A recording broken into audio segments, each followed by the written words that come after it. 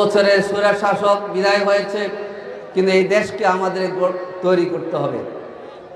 দেশের মধ্যে we want justice, ছাত্ররা যে স্লোগান দিয়েছিল আমরা ন্যায় বিচার চাই, ন্যায় বিচার প্রতিষ্ঠিত করতে হবে। কিন্তু জুলুমের অবসান হওয়ার পর আবার জুলুম শুরু হোক, এটা আমরা চাই না। আল্লাহর শুকরিয়া আদায় করছি, 2006 সালে 28 অক্টোবরের পর সারা বাংলাদেশ হয়েছিল।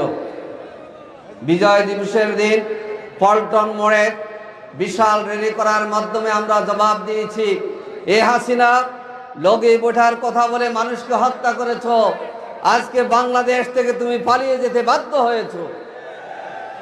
যে প্রীতম হোটেলের সামনে শহীদ জসিমউদ্দিনকে হত্যা করে লাশের উপর নর্দন কীর্তন করেছিল, আমির জামাত সেদিন এরা দেখেছেন এবং আমরা আল্লাহর শুকরিয়া আদায় করেছি। আওয়ামী ফেসিবাদ পালিয়ে গিয়েছে আর বাংলাদেশ জামাত ইসলামী জনতা পল্টন মোড়ে বিজয় র্যালি করেছে। সংগ্রামী ভাই ও বন্ধুগণ, এই মাসের আমাদের বিজয় দিবস আমরা উদযাপন করেছি। আজকের এই সম্মেলনে আমরা শ্রদ্ধা এবং সম্মানের সাথে স্মরণ করছি মহান মুক্তিযুদ্ধের এবং স্বাধীনতা অর্জনে যারা জীবন দিয়েছেন, শহীদ হয়েছেন, যুদ্ধাহত মুক্তিযোদ্ধা আছেন, আমরা সকলকে প্রতি শ্রদ্ধা নিবেদন করছি। আজকে বিশেষভাবে শ্রদ্ধা এবং সম্মান নিবেদন করছি সেই সব শহীদদের প্রতি যাদের রক্তদানের মধ্যে দিয়ে 24-এর গণঅভ্যুত্থান সফল হয়েছে এবং 15 বছরের স্বৈরাচার পালিয়ে যেতে বাধ্য হয়েছে। আজকে আমি গাইবান্ধার ইসলামী আন্দোলন সহ গাইবান্ধার মানুষকে অভিনন্দন জানাচ্ছি। আপনারা জানেন বিশ্বের ইসলামী আন্দোলনের নেতা ছিলেন কোরআনের পাখি আল্লামা দেলাওয়ার হোসেন সাঈদী। এই আল্লামা দেলাওয়ার হোসেন সাঈদীর তথাকথিত ফাঁসির রায় হওয়ার পরে যেই জমিনের লোকেরা প্রথম রক্ত দিয়েছে তারা হলো গাইবান্ধার মানুষ। তারপরে সেদিনে রক্ত ছিল ঠাকুরগাঁর লোকেরা। আমির জামাত আরো 2 দিন পর সেখানে যাবেন ইনশাআল্লাহ। সাঈদী সাহেবের মামলার প্রতিবাদ করতে গিয়ে আমাদের যেসব ভাইরা রক্ত দিয়েছেন, আহত হয়েছেন এবং শত শত সুন্দরগঞ্জের ভাই এবং বোনেরা এখনো আদালত পাড়ায় এসে হাজিরা দিতে হয়, তাদের এই কষ্টের জন্য আমি তাদেরকে সাধুবাদ জানাচ্ছি। প্রিয় ভাইরা, এই গাইবান্ধার জনগণকে অভিনন্দন জানাচ্ছি।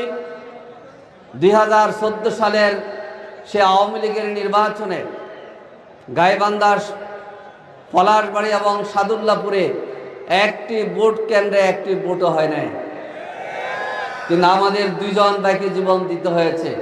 শহীদ মুস্তফা মঞ্জিল, শহীদ নাজমুল সাকিব শিবিরের কর্মী, এই 2 জনকে র্যাব পুলিশ ক্রস ফায়ার দিয়েছিল। আজকে যেসব নেতা এবং পুলিশ কর্মকর্তারা তাদেরকে হত্যা করেছেন, দেখে যান গাইবান্ধার মানুষ আপনাদের বিচার চায়।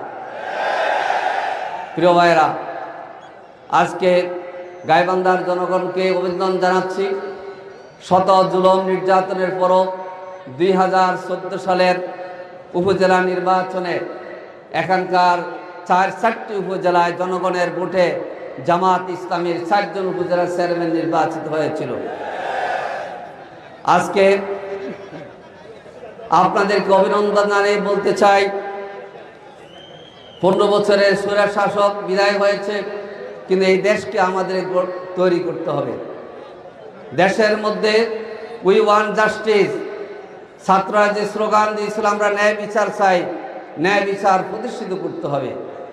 কিন্তু জুলুমের অবসান হওয়ার পর আবার জুলুম শুরু হোক, এটা আমরা চাই না, এটা আমরা চাই না। এই জন্যেই জামাত ইসলামী বলে এসেছে যে আমরা দুর্নীতিমুক্ত সমাজ এবং রাষ্ট্র চাই, আমরা দখলদার মুক্ত রাষ্ট্র এবং সমাজ চাই, ঘুষ এবং দুর্নীতিমুক্ত আমরা সমাজ এবং রাষ্ট্র চাই। সেই ঘুষ দুর্নীতিমুক্ত সমাজ রাষ্ট্র গঠন করতে হলে জামাত ইসলামীর কর্মীদেরকে ভূমিকা পালন করতে হবে, দেশের পাহারাদারের ভূমিকা পালন করতে হবে এবং নিজেদেরকে আদর্শ কর্মী হিসাবে তৈরি করে আগামী দিনের এই দেশের মানুষের সেবা করার জন্য এগিয়ে যেতে হবে। সংগ্রামী ভাই এবং বন্ধুগণ, জামাত ইসলামী উপর অনেক জুলুম নির্যাতন হয়েছে, কিন্তু জামাত নেতা এবং কর্মীদেরকে তাদের আদর্শ থেকে বিচ্যুত করা আওয়ামী লীগ সরকারের পক্ষে সম্ভব হয় নাই। জামাত ইসলামের 9 জন শীর্ষ নেতা কে বিচারের নামে হত্যা করা হয়েছে। জামাত ইসলামের 500 নেতাকর্মী আওয়ামী লীগ শাসন আমলে জীবন দিয়েছে। 1 লক্ষের উপরে নেতাকর্মী জেল খেটেছে। 2000-এর উপরে জামাত ইসলামী এবং ইসলামী ছাত্র সংস্থার মহিলা কর্মীরা জেল খেটেছে। তারপরও জামাত ইসলামী নির্মূল করতে পারে না। এই জামাত ইসলামীকে আজকের এই সম্মেলন এই সাক্ষ্য বহন করছে যে গাইবান্ধার জনগণ নির্যাতন ভোগ করেছে, কিন্তু এই জালিম সরকারের বিরুদ্ধে তারা আন্দোলনে ভূমিকা পালন করেছে। সংগ্রামী ভাই ও বন্ধুগণ, শেষে একটি কথা বলতে চাই, স্বৈরাচার পালিয়ে আছে কিন্তু উকি মারতেছে আসার জন্যে। মনে রাখতে হবে ফ্যাসিস্টরা